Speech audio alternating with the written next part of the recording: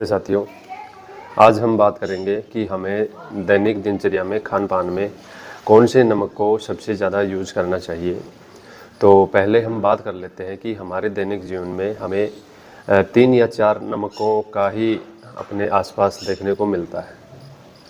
तो सबसे पहले जो आयोडीन नमक है, समुद्री नमक है, यानी कि ये दोनों एक हैं, लेकिन समुद्री नमक जो है वो आपने बचपन में देखा होगा कि जो हमारी माताएं हांडी में डालती थी और वो थोड़ा गीला गीला सा रहता था और बुखारी में डाल के एक साइड में रखा रहता था।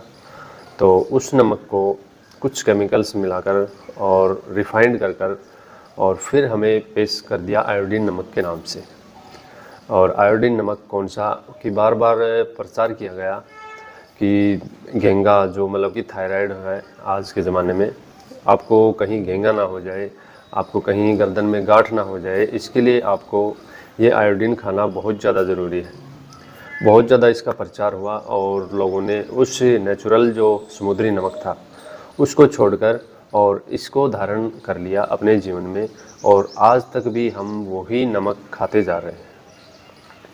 उसके बाद दूसरा नमक जो काला नमक होता है वो लगभग हम थोड़ा बहुत प्रयोग करते हैं किसी छाछ में डालने के लिए या किसी शिकंजी में डालने के लिए, तो उसको खाने में हम कम इस्तेमाल करते हैं। उसके बाद सबसे जो महत्वपूर्ण है वो नमक है सेंधा नमक, रॉक सॉल्ट। इस नमक के बारे में बहुत से ऐसे गुण हैं, यदि ये जीवन में धारण कर लेते हैं तो इसमें बहुत से अनगिनत फ़ायदे हैं जिसको हमें इतना ज़्यादा कभी बताया ही नहीं गया। विभिन्न आयुर्वेद के योगाचार्यों या फिर राजीव दीक्षित जैसे क्रांतिकारियों ने सेंधा नमक पे बहुत ही अच्छे से वर्णन किया है। हमारे ऋषि मुनियों ने अच्छे से वर्णन किया है। उन्होंने सबसे ज़्यादा जो उत्तम नमक बताया है, सभी जो महापुरुषों ने नमक के बारे में सबसे उच्च स्थान जिसको दिया है वो है सेंधा नमक। तो मैं आज इसी नमक के बारे में आपको सजेस्ट करूंगा कि हर घर में ये नमक होना चाहिए। और आज आप अनुमान देखते होंगे कि हर घर में, मेरे भी घर में करीब 4-5 साल पहले यही नमक चलता था। आज भी 90% घरों में यह नमक चल रहा है, जो फ़िलहाल ये सफ़ेद नमक बोलते हैं आम भाषा में, जो रिफाइंड किया हुआ दानेदार होता है। और इसमें 2 केमिकल यानी कि समुद्री जो नमक है अपना, जो नमक पहले हमारे गांव में बंजारे लेकर आते थे, तो उस नमक को इन्होंने क्या किया कि 2 केमिकल डाल के, एक एल्युमिनियम सिलिकेट और पोटेशियम आयोडाइड, ये 2 नमक डालकर और इसको दानेदार बना दिया ताकि दिखने में भी ये सुंदर दिखे और आराम से किसी डालने में सुविधाजनक रहे।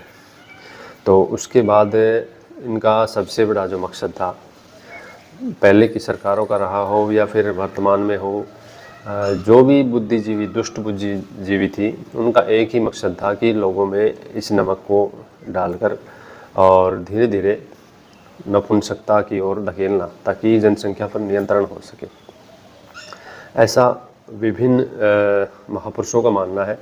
राजीव दीक्षित जी ने भी बार बार यही बात कही है कि यह आयोडीन नमक हमें बिल्कुल नहीं खाना चाहिए, यह बहुत ही जहर है। उन्होंने बहुत अच्छा वर्णन दिया है इस पर। तो उस समय की सरकारों ने क्या किया कि आयोडीन के नाम से, यानी कि आयोडीन कोई ज़रूरी नहीं है कि आयोडीन इसी में है, आयोडीन युक्त आयोडीन हमें जितनी भी हमारी सब्जियां हैं, हम जो सब्जियां उगाते हैं, हम जो अनाज उगाते हैं, जो मिट्टी से जो भी चीज़ हम प्राप्त करते हैं, जितना हमारे शरीर को आयोडीन चाहिए होता है वो आयोडीन हमें उन सब चीज़ों से मिल जाता है।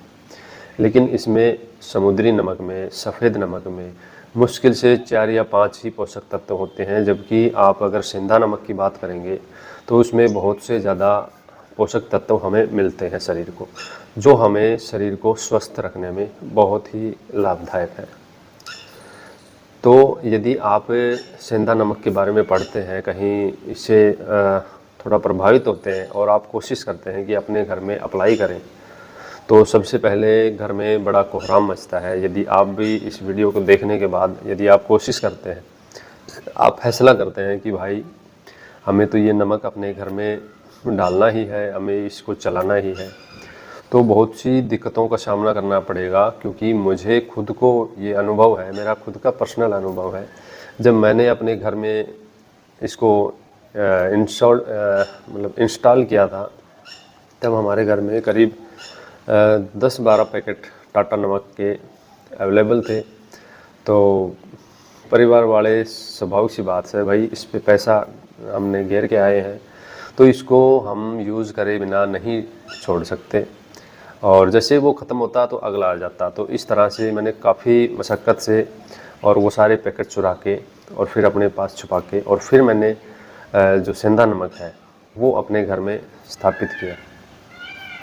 तो जो वो नमक था, सफ़ेद नमक, वो कोई जानवर मर गया था तो उस पे मैंने वो डाल के उसको यूज़ किया, क्योंकि अगर किसी को बांटता तो भी मेरे लिए शायद पाप होता है, क्योंकि मैं ही उस चीज़ को नहीं खा रहा और किसी और को दूँ, यानी कि वो जहर है वो और किसी को दूँ तो वो भी नुकसानदायक है।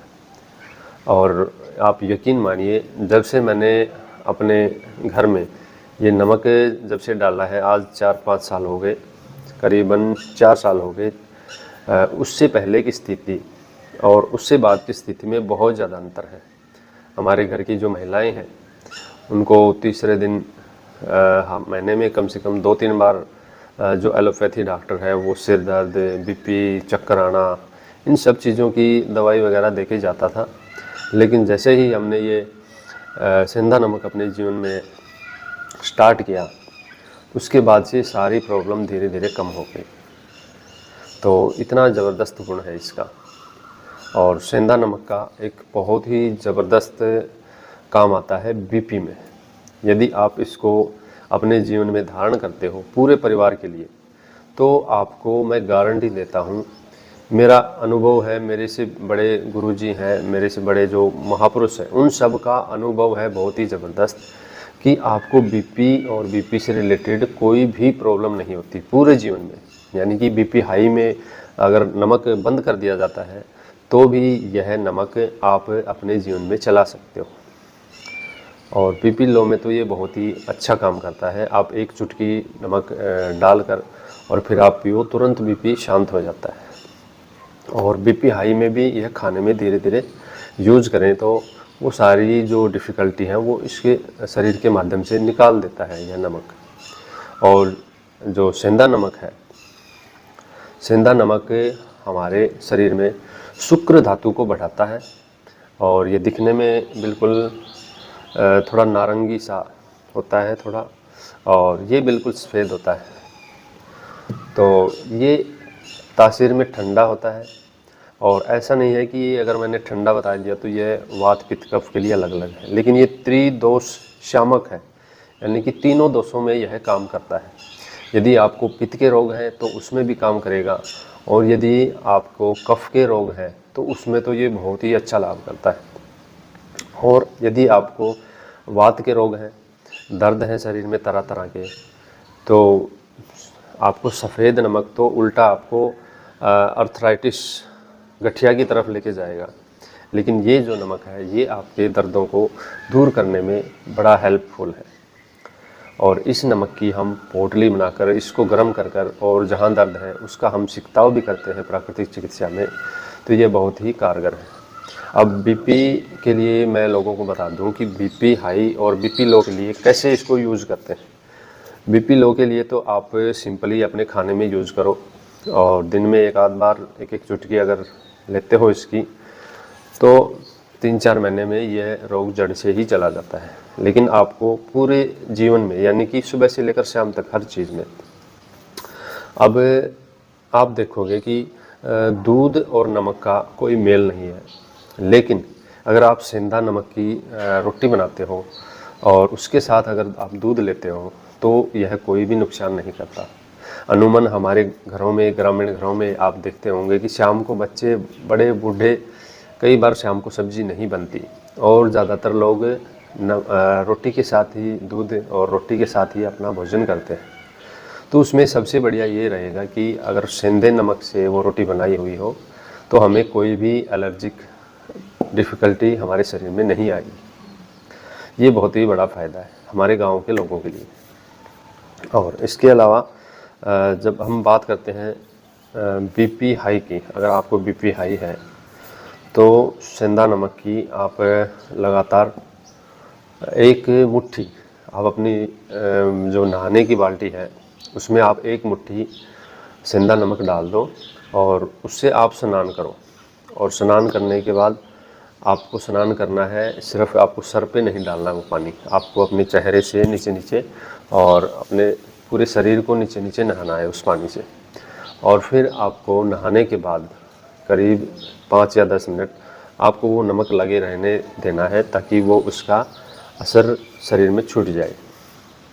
और फिर इसको आप साफ़ पानी से 5 या 10 मिनट बाद साफ़ पानी से नहा के और शरीर को पोंछ सकते हैं। या आप बिना पूछा, यदि आप इससे संतुष्ट हो तो आप बिना पूछे भी अपने कपड़े पहन सकते हैं। तो इससे क्या होता है, हमारे शरीर के टॉक्सिन जो है वो निकल जाते हैं और बीपी हाई में बहुत ही फ़ायदा करता है। तो यह अगर आप 15 से 20 दिन करते हैं लगातार तो आपका रोग में राहत मिल जाती है।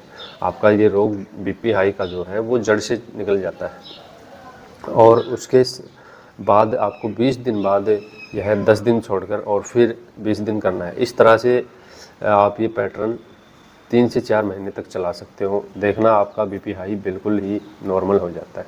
और हाँ, आप दैनिक भोजन में ये यूज़ करोगे तो भी आपका बहुत हेल्पफुल होता है।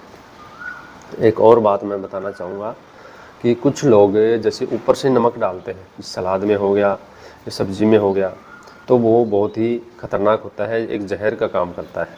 क्योंकि आपने एक नमक है जो सब्ज़ी में या फिर उसमें डाल के और पकाया है, ऊपर से आप कच्चा जो नमक है वो डाल रहे हो, तो दोनों की तासीर अलग हो जाती है, जिससे हमारा शरीर में अमाशय में गड़बड़ हो जाती है और पाचन संबंधी दिक्कतों का सामना करना पड़ता है। तो आप ये सेंधा जो नमक है इसको आप ऊपर से बुरक सकते हो हल्का हल्का, तो ये इसमें बड़ा लाभदायक है। और यकीन मानिए कि आप ये अपने घर में शुरू करते हैं अपने परिवारजनों के लिए, तो यूँ समझो स्वास्थ्य का पहला कदम ये आपका होगा। और यदि आप महिला हैं तो ये आप तुरंत ही शुरू कर सकते हैं। लेकिन यदि कोई पुरुष है तो उसको थोड़ी सी दिक्कत आ सकती है, क्योंकि परिवार वाले एकदम से आपके ऊपर टूट कर पड़ेंगे और आपको उनको कन्फ्रेंस करना है, आपको उनको समझाना है। और प्यार से आप समझाओगे तो ये आप अपने रसोई घर में इसको ला सकते हो।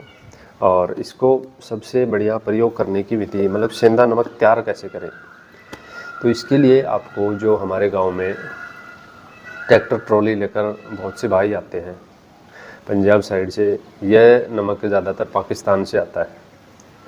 तो उस साइड के जो भी लोग हैं वो ट्रैक्टर ट्रॉली लेकर और आते हैं, तो उनसे आप एक डला ले लीजिए। ये थोड़ा महंगा ज़रूर है, क्योंकि एक तरफ आयोडीन नमक वाला बिल्कुल सस्ता है, इन्होंने क्या कर दिया कि इसको सस्ता करके तब लोगों को खिला रहे हैं, और दूसरी तरफ ये थोड़ा सा महंगा है उससे ज़्यादा। तो यदि आपको स्वास्थ्य पाना है, आपको डॉक्टरों को ज़्यादा पैसे नहीं देने हैं, तो ये आपका फ़ैसला है कि आप थोड़े से पैसे इस पर लगाकर और आप अपने जीवन की शुरुआत, अच्छी शुरुआत कर सकते हैं। तो आपको वो डला लेकर और उसको महीन महीन कूट कर, और फिर आपको जो अपना मोम जस्ता है उसमें आपको इसको कूटना है, मोटा मोटा अच्छी तरह से कूट जाएगा। और उसको कूटने के बाद तब यह बिल्कुल अच्छा औषधि वाला नमक तैयार होता है। तो इस नमक से आप गरारे करके अपने गले के टॉन्सिल दूर कर सकते हैं, आपको खांसी है तो दूर कर सकते हैं, आप इस नमक से कुंजल कर सकते हैं। तो इस नमक के बहुत फ़ायदे हैं। तो आज के लिए इतना ही। और मैं अपनी इन वीडियो में सिंपल जो चीज़ें हैं उन्हीं को लेकर अभी फ़िलहाल चल रहा हूँ। और जैसे जैसे हम आगे बढ़ते जाएंगे तो उसमें योग और आयुर्वेद से जुड़ी जो डिफ़िकल्टी और भी चीज़ें हैं उन चीज़ों को भी आगे आपके सामने लाता चला जाऊँगा।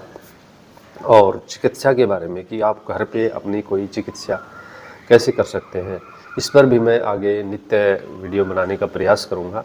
आप बने रहिए। यदि आपने सब्सक्राइब नहीं किया है तो मेरे इस YouTube चैनल को सब्सक्राइब कीजिए। आपका पुनः आभार। ओम।